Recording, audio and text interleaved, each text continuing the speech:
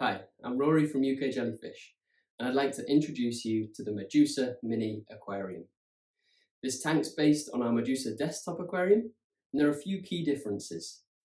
The Medusa Desktop is a 60-litre aquarium, whereas the Medusa Mini is a 20-litre aquarium, which makes it perfect for beginner jellyfish keepers. Another great feature about the Mini is that you can advance onto other species, so maybe you want to start with moon jellyfish, but you can move into sea nettles and cannonball jellyfish as well, and many others.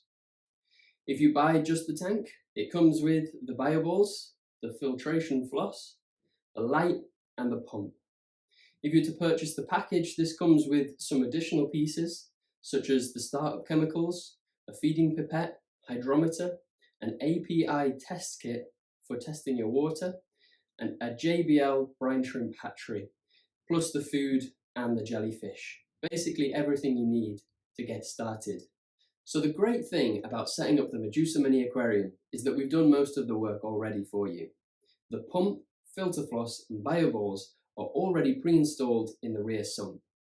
But if you ever need to take these out and replace them, the filter floss and the bioballs go in this section, and the pump goes in this last section, which is connected to your control valve, which pushes the flow through the spray bar.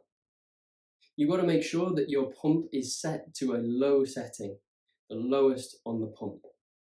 And your control valve needs to be set to a quarter turn. So the tank's already set up from opening the box. So now what you need to do is choose where your aquarium will be. You need to choose a sturdy surface. The tank with the water inside will weigh around about 30 to 35 kilograms. So make sure your surface is up to it. The tank needs to be placed out of direct sunlight so that the tank doesn't get too hot or too cold. It needs to be near a power supply so that you can plug in your pump and light. So the next step is to fill up the aquarium. So make sure you remove all of the plugs and the packaging out of the rear of the aquarium before you start this. Take off the lid, and then you want to be using salted RO water. You can't use tap water. Basically, this has too many chemicals in it and it will end up killing the jellyfish. You can buy pre-mixed salt water from our website, or if you've purchased a Medusa Mini package, the salt water comes included with that.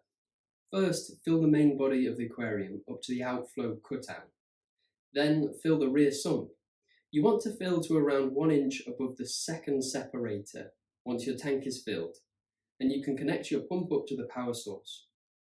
You'll notice the pump is running by watching the water come out of the spray bar at the top of the aquarium. You can control the water flow by using the control valve in the sump. It's hard to gauge the flow until the jellyfish are in the tank, but you're aiming for the flow to be just enough that it's coming up this side and then falling back into the tank's centre. If you see it's looking like a washing machine in here, the flow is too fast. Turn it down using the control valve in the rear sump. Now we need to start the water maturing process. I recommend using Protobio Startup. This is a live source of bacteria that kickstarts your aquarium. You must mature the aquarium before adding the jellyfish. If you don't, this could kill them with cleanliness. They need some bacteria to survive.